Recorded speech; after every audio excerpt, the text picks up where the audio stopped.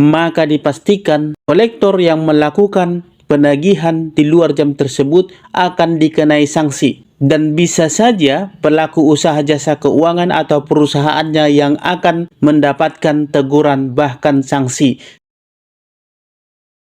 Mengenai aturan baru penagihan kredit, OJK menjawab belak-belakan para pelaku usaha.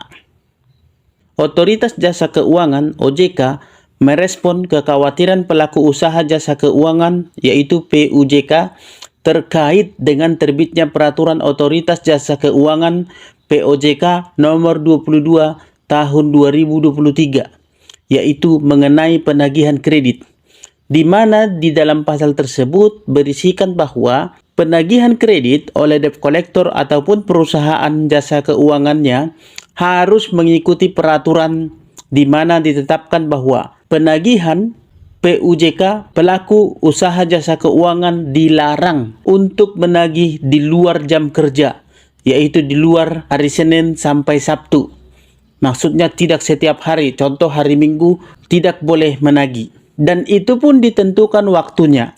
Waktunya hanya boleh menagih pada jam 8 pagi sampai jam 20 atau jam 8 malam.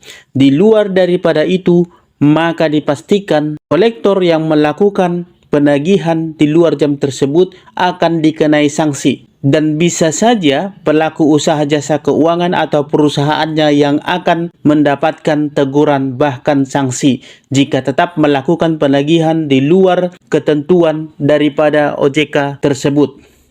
Maka dalam penagihannya di luar tempat dan atau waktu yang sudah ditentukan tadi, maka hanya dapat dilakukan atas dasar persetujuan dan atau perjanjian dengan konsumen terlebih dahulu. Maksudnya, apabila debt collector melakukan penagihan di luar hari dan jam ditentukan tersebut, maka hanya boleh dilakukan apabila si nasabahnya setuju atau telah membuat janji dengan debt collector.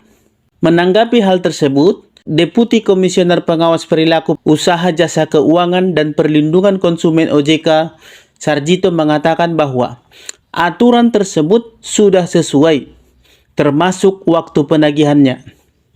Dia juga menegaskan bahwa POJK nomor 22 tahun 2023 tersebut akan melindungi konsumen yang punya itikat baik.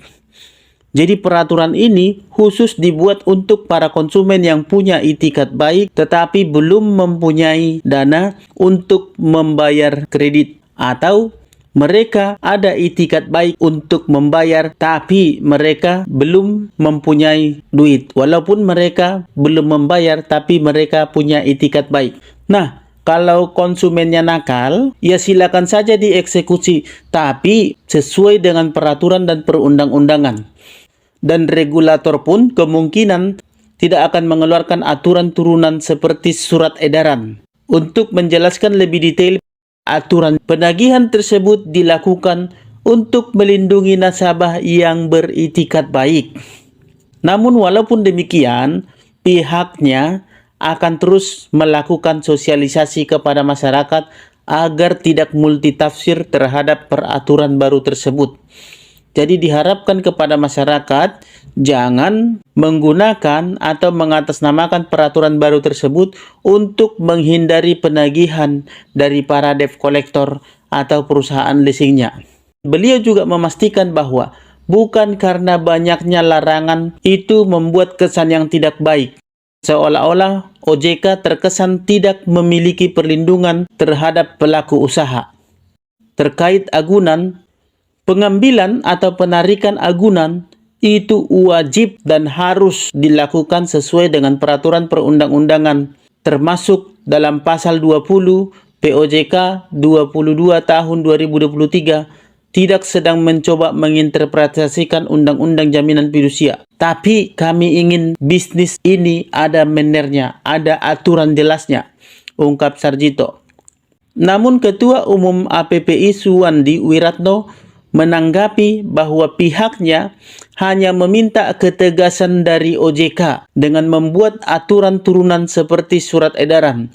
Pihaknya menyoroti bahwa pasal 62 yang membahas terkait dengan pelaku usaha jasa keuangan wajib memastikan penagihan kredit atau pembiayaan kepada konsumen yang dibunyikan tadi dilaksanakan sesuai dengan norma yang berlaku di masyarakat dan ketentuan peraturan perundang-undangan, serta 64 yang berbunyi pengambil alihan atau penarikan agunan oleh pelaku usaha jasa keuangan wajib memenuhi ketentuan, di antaranya konsumen harus terbukti wan prestasi.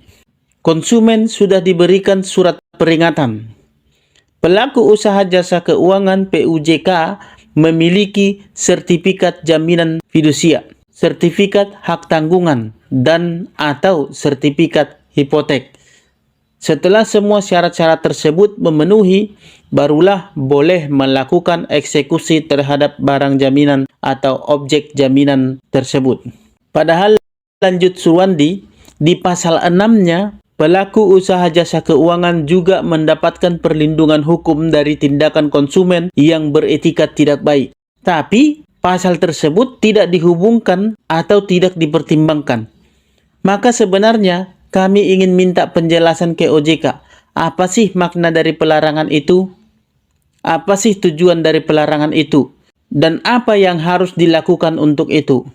Tapi kan dijelaskan sebenarnya sama Pak Sarjito ini dibuat untuk yang beretikat baik.